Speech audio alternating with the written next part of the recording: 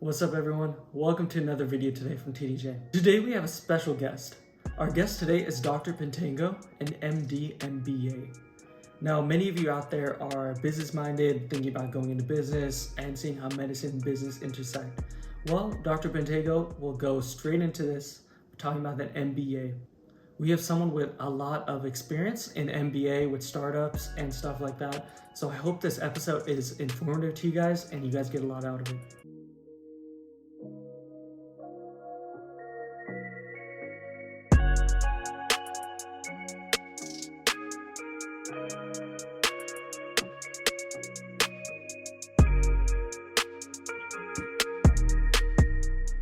Hello, everyone. Today we have Dr. Pantangco, an MD, MBA, joining us today, and we're very thankful for his input today.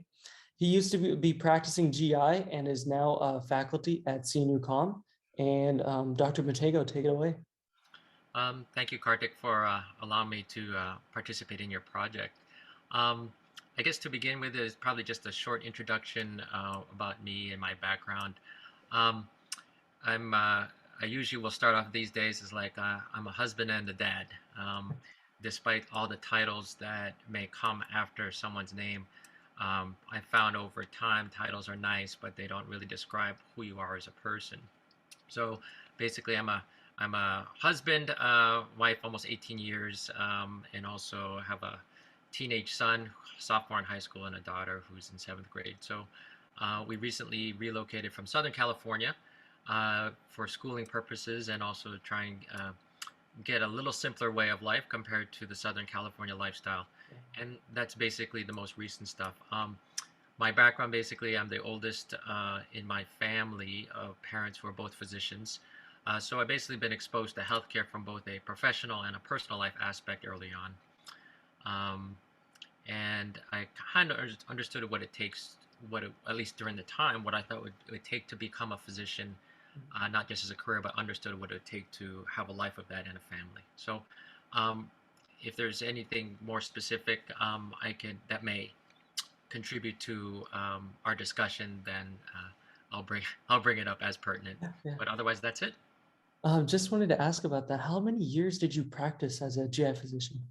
Um, about I would say, I'm going to do some math in my head. Okay. So as of this year, I finished training about 17 years ago. Oh, okay. So and then if it's, I'll give you a short synopsis of what happened since I finished my training. I finished my fellowship in gastroenterology, hepatology, uh, like, yeah, 17 years ago this June or July. And so I was in practice for about that amount of time. But the clinical practice, I more or less finished that about 5, 6 years ago. And I was more interested in refocusing on family, and also there were other health issues, family issues that kind of prompted that change. So about roughly, I would just say 15 years, just to Yeah. use a round number. Sure. Sounds good. And did you get your MBA before, or did you do this during? Um, it's kind of a combination. I'll tell you, I started off in private practice, solo practice, and about 2 to 3 years into that, I, for whatever reason, I was in practice, but I understood the business. I kind of learned as a business owner, whether it be a physician or not, to kind of hire staff, fire staff, you Mhm. know, understanding how to run a business, overhead, getting loans, and in addition to practicing what I was trained to do. So after about a year or so of that, I understood that, medicine is a business, even though it wasn't described to me that way, but I innately knew that was the way it was growing up in a medical family. Mhm. So about 2 to 3 years into it, I pursued getting a business degree. But as life typically happens, we have to adapt. So as I started business school, I was able to, I was UC Irvine, healthcare executive MBA program I started. But then during that time, due to practice, I sold my practice, and then I ended up going to work for a healthcare organization that added a lot of stress to the situation. And then our family was growing, so Mhm. we were, so I had to hold off on the MBA about 2 to 3 years into my practice. And so I kind of held off on that for a long time. So I didn't finish until probably like 4 years ago. So there's a gap, probably about 12 years. Okay. And by that stage of my life, I ended up going to a different business school for cost and logistic reasons. So I actually started it early on, but didn't really complete it until another institution about 10 to 12 years later. So during that those 12 years, did you gain any like insight from the MBA side that helped you with the Um, medical field? I usually say that, getting more education really means getting a better vocabulary. Um, and I kind of would say yes. Generally speaking, I would say yes. I did get an education because I learned the vocabulary and I learned the quote unquote EQ skills, the emotional, intelligence skills to work with others, not just physicians, but also work with people of different fields, work with different educational levels, not just medical. And so I think basically by having a MBA, it formally teaches you how to use a new vocabulary, but you can use for everything, not just career stuff, but even personal stuff. Okay, okay. And your private practice that you had, did you have this before you got started with the MBA stuff? Yes. This to give specifics, I was in solo practice. When I finished my fellowship training, I ended up looking at practices either to start on my own, but I ended up finding a practice that I could purchase. So it was a business transaction from the beginning, medicine for me. So Okay. I purchased a solo practice and I did fairly well. And then I sold the practice because I realized I didn't really have a good exit strategy. And being in private practice, especially in Orange County, um, you never turn down a consult as a specialist. And I and then combine that with being newly married, buying a new real estate, basically a primary residence, as well as buying a practice. There were a lot of transactions going on at that time. So when I started the practice, then I sold the practice, then I joined a group organization practice. So for those of you that understand, especially those in California, have heard of Kaiser before. Mhm. So I joined a multi-specialty group, Kaiser, in a different location, and I did well. Even before I became partner, I was basically the head of my department. I became the chief of the GI department, and that gave me a lot of usage of not just my specific MBA skills, but it gave me um, administrative experience as well. And then from there, I carried that on to the next stop. So after I became a partner in the Kaiser system and the chief of the system, Mhm. and I made another lateral move, basically back into private practice, but now as a 10-person single specialty group. And Okay. I was doing that up until I changed out of clinical practice. Okay, you spoke about being kind of an admin on Kaiser. I just wanted to ask, could a regular physician with an MD or DO do that as well, or would an MBA be necessary? Um, I I can only speak from the standpoint of how the system when I was at the Southern California Kaiser. Okay. So most of the administrators, leaders, champions, there's different terms to the leaders. A lot of them did not have an MBA. Okay. Um, I think the value. I think by doing that, that stimulated my urge to get a formal degree. To be honest with you, I felt I could do the job within the system, but I felt if I was not in the specific system, I might be limited. In other words, if I went outside this particular organization, it may not carry the same weight or credibility if I went outside the system, back out into private practice or another quote unquote non Kaiser managed care system. And I had aspirations to do things outside of medicine even while I was in medicine. And the idea to pursue a business degree um, kind of dictated why I chose an MBA versus another type of master's degree. Okay. Okay. So the MBA, you wanted to do other business aspects outside of medicine as well. Correct. And how would one handle that if, let's say, you're busy with a private practice, that's a lot of patients coming in? How would you have time for family, that, and your business aspirations? um, I think it will become very individualized per person, their personality, and I think also in the particular field of specialty that they are. Yeah.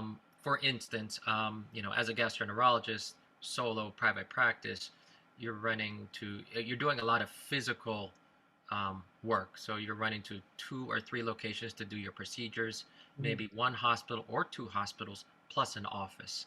So you may have to run to like 5 different venues just to maintain your practice. Now, Mhm. if you had a business, if you had an MBA, if I could kind of redo things in a way, um, I may have used an MBA at that time to more or less do the administrative, maybe hire other GI doctors to join my practice and basically grow my business, so to Mhm. speak. Medicine, however, is very local, and I found that very difficult to use an MBA in the practice region where I was. Um, I if you have an MBA, like say maybe you're more of an office-based, not hospital-based specialist. Let's say if you're Mhm. an office-based, and then most like a primary care group, then I think having an MBA gives you the skill set to administer, manage, and therefore become more of a leader. They say in business, are you a Mhm. good manager or are you a good leader? You Mhm. Unfortunately, sometimes you don't have to be either or. Sometimes I think the skills can be merged, but it does depend on education, experience, and how good of a collaborator you are. Do you think these skills can also be learned throughout experience? Let's say just managing a private practice? I believe so. I think I've seen that happen, Mhm. but when I've seen that happen, I think that happened more with generations, 1 or 2 generations before I was in that position. Okay. Um, in other words, if someone were, I'm from the Midwest, and Mhm. a lot of the practices that I used to tag along with my parents or my father specifically, the primary care doctor would have a practice, bring on a family member like one of their kids was a doctor, and then they kind Mhm. of grow from that, and then Okay. by default, because of experience and because they're the originating founder of that practice, they are the top administrator. So they don't need an MBA per se to Uh-huh. run their practice because it's very local and they created it from like 10, 20, 25 years before. Okay. Um, However, with that being said, I think today an MBA is probably what certain group practices, especially medium to large size practices, they're looking for someone with formal business education. Okay. Got it. Now, I know you said you wanted an MBA because you wanted other experiences outside of medicine, but let's say someone is just trying to do medical business. Would an MHA, Master's in Health Administration, be sufficient enough? Um, I think there is a role for MHA. I did consider other besides a master's in health administration. There was a master's in medical management. It's called a triple M. Okay. So master in health administration, and there's a more familiar masters in public health. Hmm. So there, I've had some colleagues in medical school who had their MPH public health masters, and but then when you're in hospital administration or hospital health, big healthcare organizations, there's a lot of MHA um, personnel with that degree. Now, I didn't study to go into those fields particularly more because knew myself that I enjoyed the business part, whether it be in healthcare, medicine, or not. I wanted the opportunity and options that I thought an MBA would offer more Okay. compared to those other degrees that specifically had a healthcare Hmm. focus, health administration, medical management, um, maybe public health. So for me personally, I can't speak to the fact that, well, can an MHA um, degree carry more weight or do better than someone with an MBA? I would, I guess, casually say maybe that is more suited to a healthcare administration like a Hmm. hospital or surgical center. Yeah, yeah. Maybe, but at a certain point, it depends on personality and depends on how good you are at those skills that relationship skills. Okay. Okay. Kind of moving on, with a degree like this, or even in a medical setting, how could one go from, starting out as the new physician and slowly work their way up to maybe running a hospital or something? How would that work? Um, it will, not to give you a non-specific answer, Kartik, but it Hmm. depends on if you're a physician, what type of specialty of a physician you are.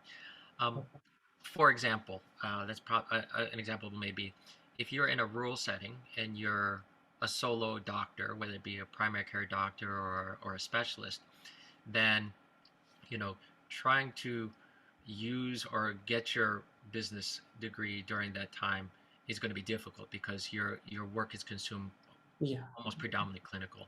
Hmm. If you're a hospital-based physician, either be like a radiologist, an anesthesiologist, maybe a pathologist, I think in that aspect, you know, using it, getting an MBA and kind of not having the day-to-day activities of running a practice and taking care of patients, I think that gives you a different opportunity to to exercise your MBA and get an MBA. Okay. Okay. It makes sense. Yeah. Would you recommend someone getting an MBA nowadays and going into medicine and thinking about business or not?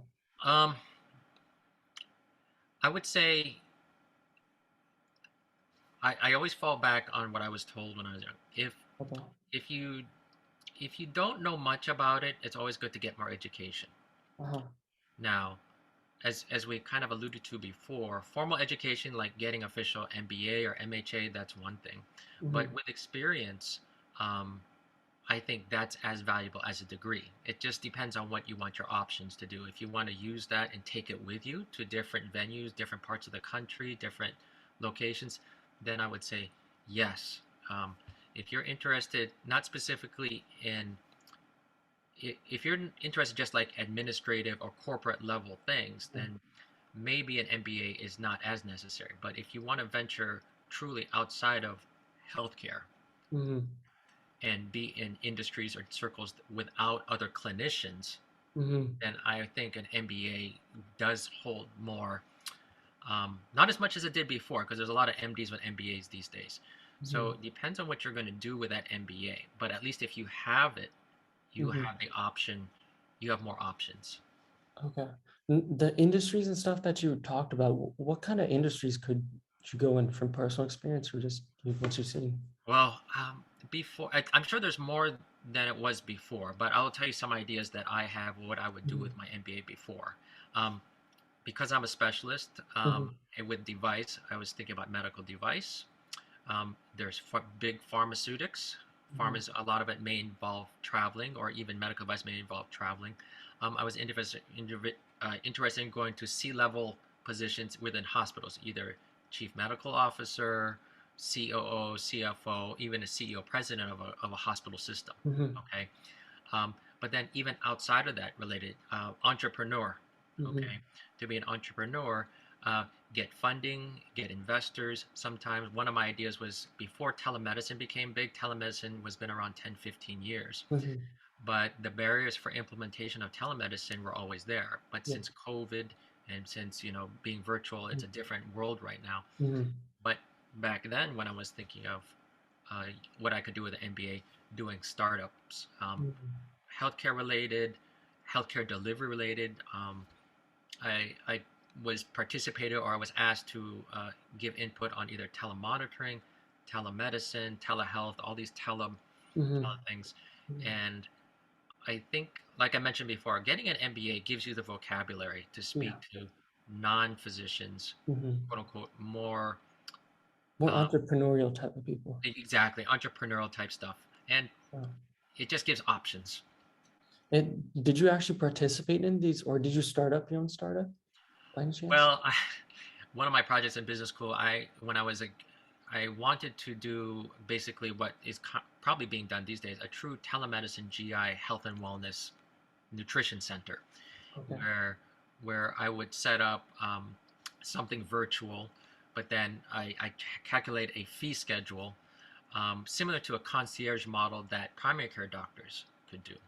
But it was different because as a gastroenterologist, you have to perform the colonoscopy, perform the endoscopy, and order some tests. But in addition to that, I would introduce more mid-levels, either have nurse practitioners, physician assistants, try and incorporate that into a whole system and a whole practice. So I kind of did it in a model type form, but didn't actually try to implement it. Um, I did try to do a non-medical e-subscription, e-commerce business in a subscription kind of laundry service. So I was involved in something like that up to a certain point, but then COVID hit and that kind of disappeared. Mm. So with COVID hitting, do you think, well, that dropped, but you said telemedicine came up. Yes. Do you think telemedicine wouldn't have been happening if it wasn't for COVID? It would have happened, but I think the barriers, um, COVID kind of shortcutted the barriers that limited telemedicine from really taking a grip in the prior years. In other words, the stakeholders that kept the barriers that kept telemedicine from happening, Mhm, whether it be internet reliability, mhm, HIPAA mhm, compliance and confidentiality, coding, which also and eventually translated to compensation and billing, mhm, and then licensure, okay, and then medical boards were very traditional. So those, handful or barriers have started to come down, and people, I will tell you, the customer and the market has been asking for more access to their doctors anyway. Okay, that's been going on way before COVID. mhm. Um, but for whatever reason, in addition to those barriers, telemedicine did not really take off. But now that COVID kind of forced everyone to be virtual, to be remote, it just made it much more easier to accept telemedicine as a new way of delivering care. Is there still those barriers that exist today, such as billing and stuff? No, well, not as bad. In other words, there are codes. I mean, from my own when I've seen doctors more recently, you can visit them uh, over over Zoom or over the internet, and then they can bill the insurance companies accordingly as a true physician visit.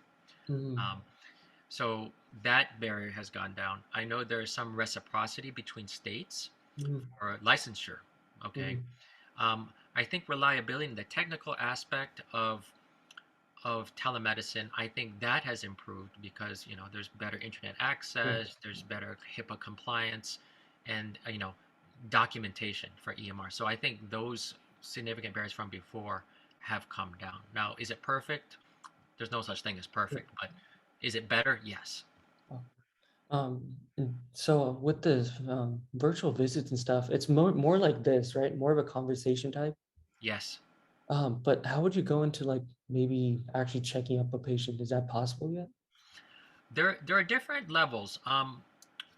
I don't know if this figure is, don't quote me specifically, but I think before, when at least for the primary care visits between a physician and a patient, you Mm-hmm. know 85% of your working diagnosis is going to come from your information gathering, your history taking. Okay. The last 15% that goes into your diagnosis comes from a physical exam, let's say. Okay. Okay. Yeah. So the the argument before for telemedicine is no, you have to be in person, you have to lay hands on a patient. But figures have shown an accuracy of diagnosis, 85% can be done from a conversation, a good Oh, conversation. Let's put okay. it that way. So Um, no, there's no physical aspect to the telemedicine at all. um, there are some ways. I've seen some systems where, like for instance, like if the physician's is in a different location, Uh-huh. but then the patient is in a facility where there's a nurse's aide or a technician, and they can actually put the stethoscope on and actually Mhm. place it on the patient, or they can insert the otoscope into the ear, and then the image will show up on the other Okay. end. So Okay. there are some things that still can be um, seen to represent a form of a physical exam, but heart and lung exam, it's going to be through the screen or through the internet. But I think there are some. I think it will probably get better in time, but I'm not sure how accurate, depending on the exam skill. Can they, you know how smartwatches have like heart monitoring and all that kind of cool Yes. stuff nowadays? Is that possible to be integrated into this telemedicine? Oh yeah, I believe so. For instance, there was a company that I was asked to look at when I so telemedicine. So in other words, there was a hospital that discharged their patients from the cardiac unit, Mhm. and they had a monitor. So they sent them home with a scale, Mhm. like similar to like a Fitbit that measured their heart rate, their oxygen saturation, and took their blood pressure. And that electronically sent it over the air, Mhm. just like OTA over the air, Mhm. adaptation to their chart. And so a nurse at the hospital, which is far away, or someone monitor could say, "Oh, I think you're gaining weight. Your congestive heart failure could be. I need you to come in." And then they would need like a physician or at least a mid-level evaluating all the data that comes in. So it's continuous monitoring, so to speak, or frequent monitoring of a patient. So it does in you're using technology to keep track of the patients to help prevent hospitalization, prevent ER visits. So that is a cost savings in itself. Okay, that's interesting. I do see kind of a similar future with all these new technology coming out, but it's also a question with how, how the metaverse is coming out and all Yeah. this holographic stuff. Is that going to be incorporated in medicine, you think, at one point? Oh, I believe that it's just a matter of time. I know, the biggest healthcare companies like Google, okay, Mhm. Google, Microsoft, all these tech companies, they don't advertise themselves as healthcare companies, but they are basically healthcare companies because their technology is in the works, not just now, but it has been. Mhm. And one of my aspirations was, well, if Google needs a doctor on site, I don't mind being a Google doc.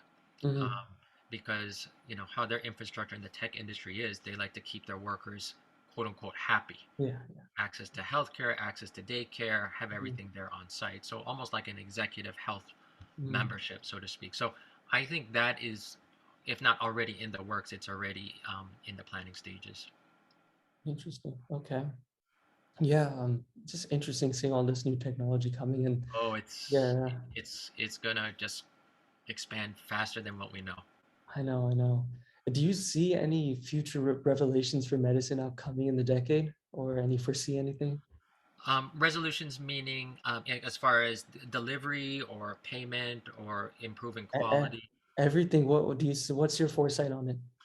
Um, I think it's going to be a necessary thing because, in general, there's a physician shortage. Okay, there's not Mhm. enough doctors to deliver care to the growing aging population. So, with that being said, some of the contingency plans with that are if you can't produce enough well-trained physicians or manpower, then you recruit other manpower. So that's why nurse practitioners, mid-levels, physician assistants, they are very much sought after, and their income and their salaries are almost equivalent to a lot of primary care doctors in some regions. So then that leads to a different discussion. It's like, Mhm. do you have to be a physician Yeah, to that's an be interesting to be question. caring? Okay, but I think going back to your point about metaverse, AI, maybe I saw the same thing that you may be familiar with, where you know um, Zuckerberg said, we're going to have interactions in a three-dimensional Mm-hmm. space, Yeah, like the yeah. whole avatar kind of thing. So Mhm. I would think of it as like, how there are 3D MRIs, there's going to be 3D person instead of a two-dimensional thing like we Uh-huh. see on a flat screen.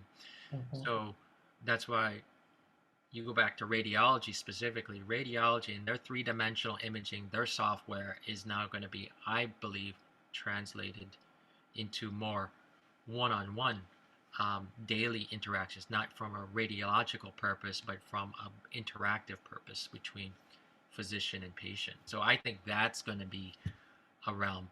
And lastly, that I know about, for a gastroenterologist, like in Europe, Mm-hmm. if you remember, virtual colonoscopy was the thing about 5 to 10 years ago. Okay. Okay, Okay. so virtual colonoscopy, the fear was, oh, you're going to push GI doctors out of business. Now, I Uh-huh. don't know if that's going to happen right away. It hasn't, but that's a beginning of where software, virtual reality, AI, all those things are going to be coming into play. And the motivation and stimulus is because it's what the society kind of demands and expects. Mm-hmm. Yeah. There's a shortage of manpower. Mm-hmm. Okay, like there's not enough physician, not enough specialists. And if you can pick something up sooner as kind of a lead time bias to specifically like cancers or pathology, then in theory you may able to extend life and offer earlier treatment. So there's so many motivating factors to why technology is not going to go anywhere. It's just going to just keep on pushing. Okay. And then going off of that, like a student like me in medical school and then interested in this stuff, what's the best way for me to get like involved in this or people like me? Hmm. Well, I think one of the I like what you guys are. I like what you and other doing. You're open to ideas. Yeah.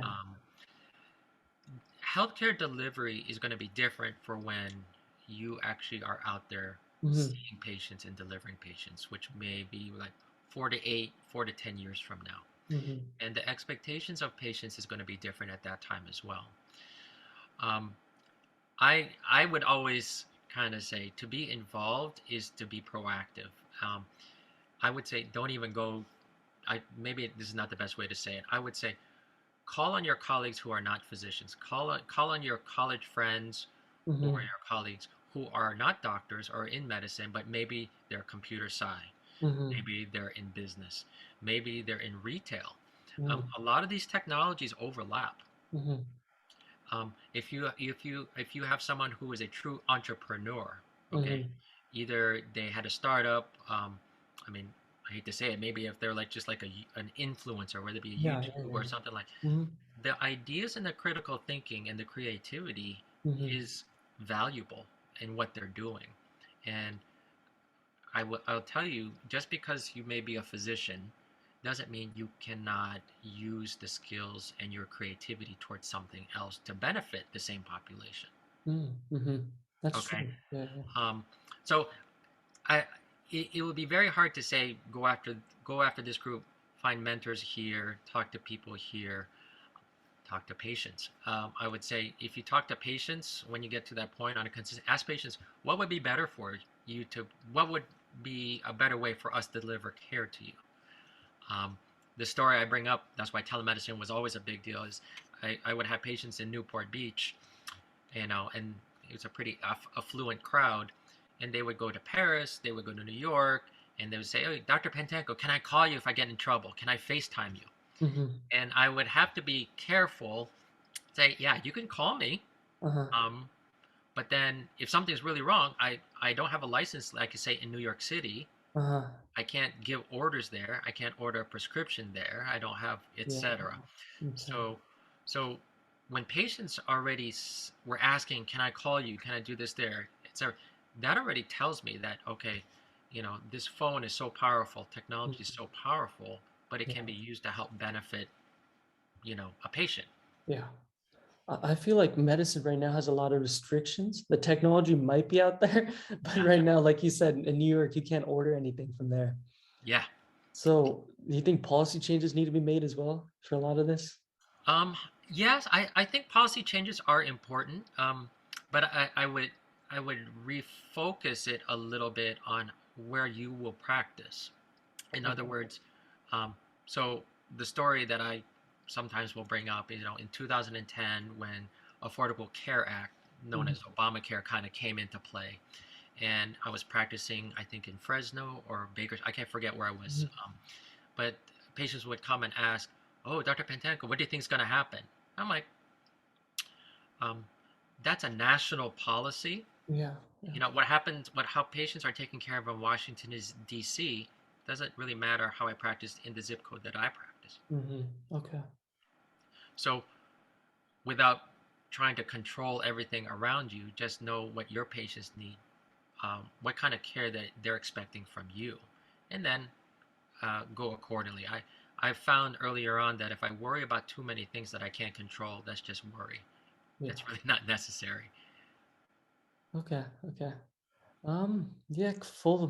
Yeah, getting back to full circle, I think what I got from the MBA in this discussion right now, I feel like MBA is a good way to open up, maybe broaden your mind to Yes, do things like this. You were speaking about how talking to entrepreneurs, maybe business like people.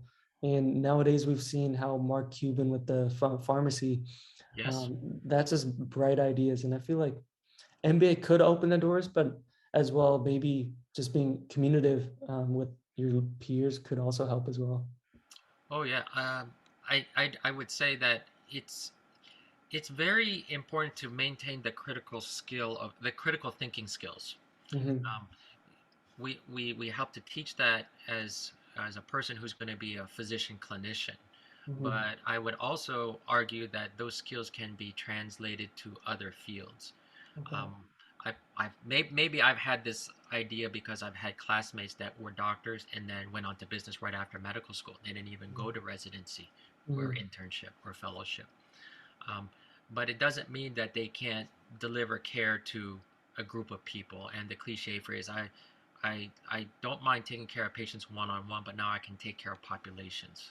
Okay. So something. So that's something that you may hear at times, especially those who either go into administration or go into a more a broader or segment of patient care, whether it be medical device, pharmaceutics, you know, that type of thing. But I would probably also say if you're going to get an MBA, Mm-hmm. when to get it will vary. But I know for traditional non-medical doctors who get MBAs, like my college roommate, my best friends who will have MBAs, they're not doctors in the business field. They usually will want 5 to 8 years of full-time experience. Mm-hmm.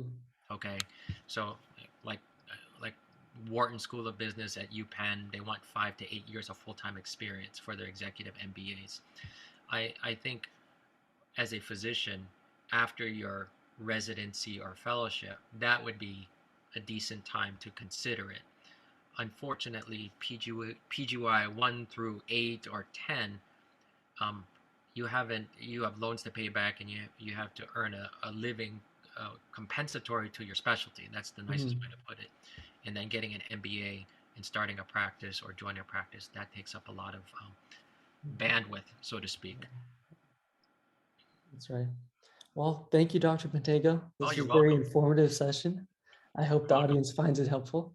Yes, I hope so too. Anytime. Well, thank you everyone for listening in for this week's podcast, and we'll get back to you soon. Bye-bye.